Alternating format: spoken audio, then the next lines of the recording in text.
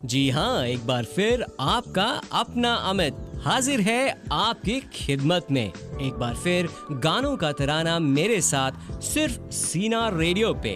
तो बताइए, क्या सुनना चाहते हैं आप? शाहरुख खान के ब्लॉकबस्टर्स या कटरीना के कृष्णा, ऑल जल्दी टाइम करो हिट्स, बेटा, स्कूल बस या आती फिर ही होगी। चलो आज मेरी चॉइस हो जाए, कुछ रोमांटिक हो जाए क्या? जी हाँ, इस फनकार का अंदाज बहुत निराला है। मछली तो समुंदर है, ठहरे तो जल्दी आ किनारा कृष्णा, है। बस छूट आवाज दे जाएगी। रहा अरे आ रहा हूँ हूँ। उस आवाज को जिसकी आवाज ने इस कयामत में हलचल मचा दी। आ रहे हैं आपके बीच, इस्तकबाल कीजिए तालियों के साथ आपके अपने बाय। अदनान सैनी।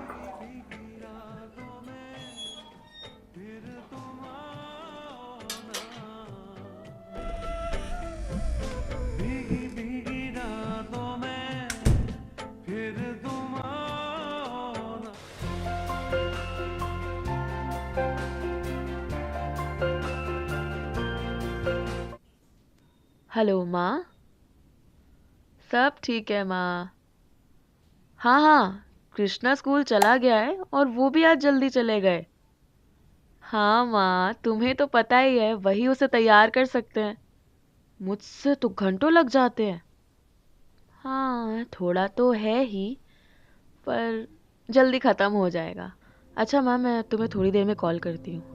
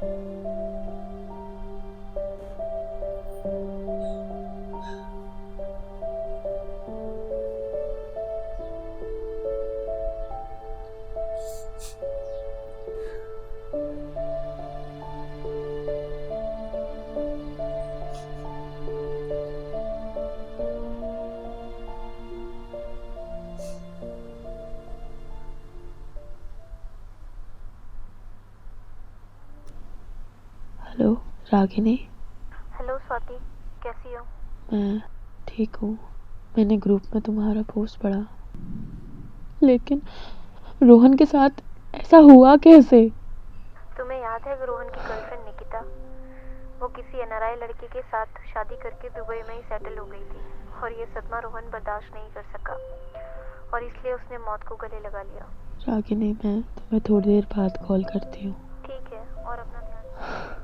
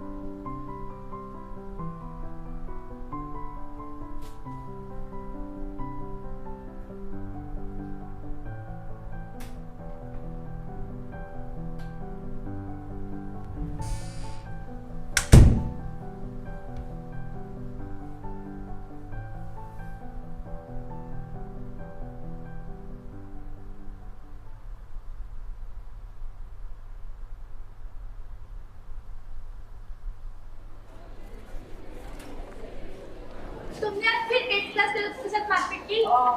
हाँ की। पर क्यों?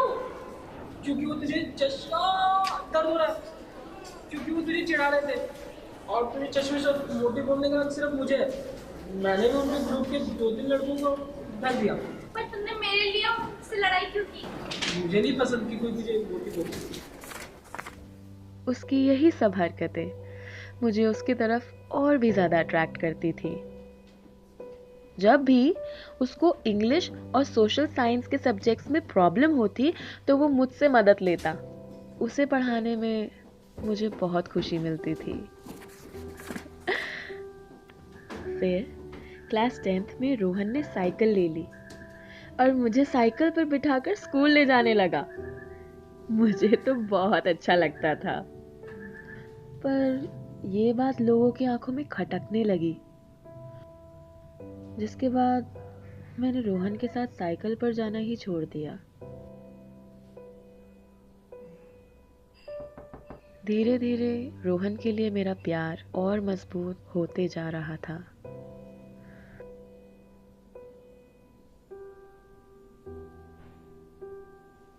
रोहन और मैं हमेशा साथ ही लंच किया करते थे और वो अक्सर मेरे लंच की तारीफ भी किया करता था। फिर 10वीं के बाद मैं साइंस स्ट्रीम में आ गई और रोहन आर्ट स्ट्रीम में चला गया। क्लास 11th में एक नई लड़की आई, निकिता।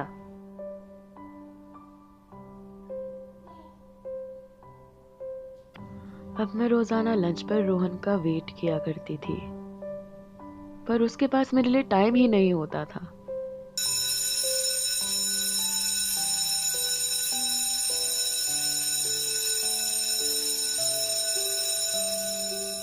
शायद रोहन और मेरी दोस्ती कमजोर होती जा रही थी। अब रोहन मुझे छोड़कर उसी के साथ लंच किया करता था। ऐसा लगता था मानो ये मेरी और रोहन की दोस्ती खत्म होने की शुरुआत थी। धीरे धीरे वो दोनों एक दूसरे के काफी नजदीक आ गए थे।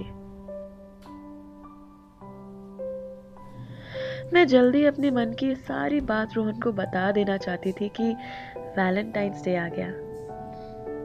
मैंने अपने सारे पैसे जोड़े और उसके लिए एक अच्छा सा वैलेंटाइंस कार्ड खरीदा। लेकिन शाम को कोचिंग से निकलते समय मैंने रोहन और निकिता को स्कूटी पे पार्क में जाते देखा। अब रोहन से मेरा मिलना काफी जरूरी था, तो मैं रोहन को ढूंढती हुई वहीं पहुंच गई।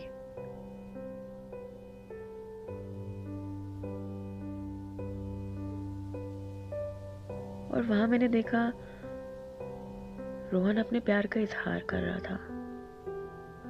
शायद मैंने भूलने में काफी देर कर दी थी और अब मैं रोहन को पूरी तरह से खो चुकी थी।